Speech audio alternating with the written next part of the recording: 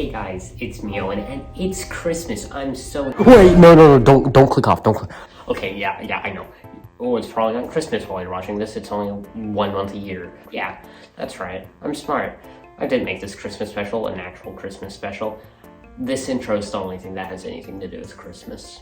Anyways, as a Christmas gift to you guys, or a normal gift if you're watching this any other time of year, I've decided to do something you guys have been wanting me to do for a while. That's right. I'm using the leg strap. I know. It was in this video. It's also in that video. Yeah. Come on. Let's go grab it.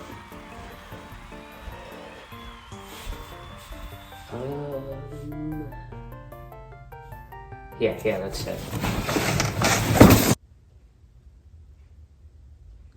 Okay, hear me out. The only reason I wanted this thing is because I thought I could tape the Switch to the goggles and it would be like VR. A few months later, guess what they announced?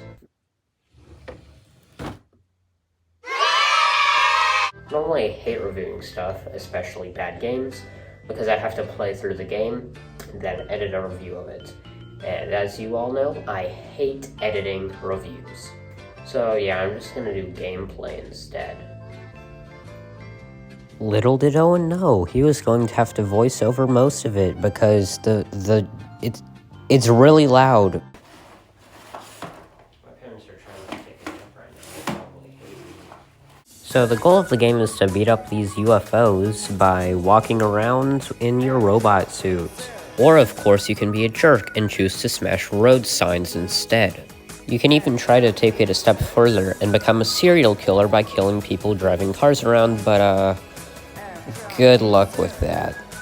You can try to chase them, but with how hard it is to walk and look around, it's gonna take a while. The game seemed to sense I was in trouble because it prompted me to go into gigantic mode. This caused me to glow for a few seconds. If you hate third-person games, you can flip down your visor to go first-person mode. Why anyone would ever want to do this, I have no idea.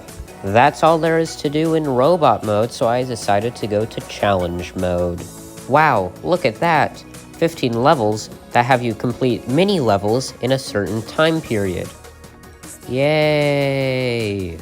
I went to quick jump because it sounded like parkour, and I like parkour in video games, it's satisfying. Unfortunately, I haven't played this game since launch, and I have completely forgotten how to jump.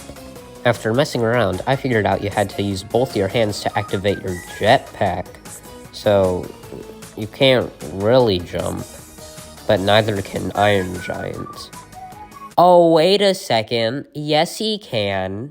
Using your newly discovered jetpack, you now have to jump onto the UFOs because they have special force fields protecting their normal punchable parts. Flying mode is the optimal way to get around, as you just have to tilt to where you need to go, instead of walking around in circles. The only thing is that you fall very slowly, so if you go really high up, you're just gonna have to sit in the air for a second on your way back down. After beating this section, I then went on to the next section, which was focused on tighter platforming. Here I was introduced to a new kind of UFO, which you have to not punch to defeat it. And there was another new type that was the exact same thing, but with spikes. After that section, I moved on to Hide and Seek Tower, where you have to go through it, find UFOs, and smash them. This part is really dumb, because you start at the top and have to make your way down with a jetpack, which specialty is helping you go up, and it's very tedious to go down with it. I cleared this section with a little less than 10 seconds left, hoping it was the last one, but nope, there was at least one more after this. I don't understand how Nintendo expects someone to master mobility with this junk piece of cardboard. You can tell just how angry I am in this results screen. I then noticed a section called plane mode, and I thought that is probably very tedious. Turns out there's also a tank mode that I forgot about that flies in the same way the robot does. It's just that this version is a lot harder to control and makes you twerk. Because of this, I ended up quitting. I figured I'd check out some of the other sections in the play category and couldn't help but notice this robot eating human food. I went to go tell him that since he doesn't get paid for his job, He probably shouldn't be eating food. And then he asked me for my weight? What kind of information is he trying to gather? I didn't want to tell him, but I still had to press the confirm button to keep on playing, which meant I had to dig the other Joy-Con out of my backpack. After putting that in, he told me I had burned 13 calories. Why did you have to know my weight to tell me that? Because of this, I had to go to the second, third, fourth most comfortable spot in the game, the challenge menu, which I decided to do the first set of them, as they had to be the easiest, right? While playing, I noticed there was now a calories counter in the bottom right-hand corner. Did I install that into my robot's hardware? In this section, you have to punch through walls of 9 enemies, which is really tedious because they're higher than you, meaning you have to jump to get them. But then you also bounce on the ones below them and you go higher in the air and you have to fall down. The UFOs will fall if you hit one underneath them, but once you're done with that stack, you have to turn to another one.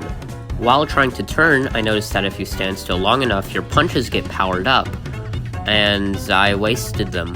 While trying to do this, I ended up turning it around all the way in real life, away from the TV.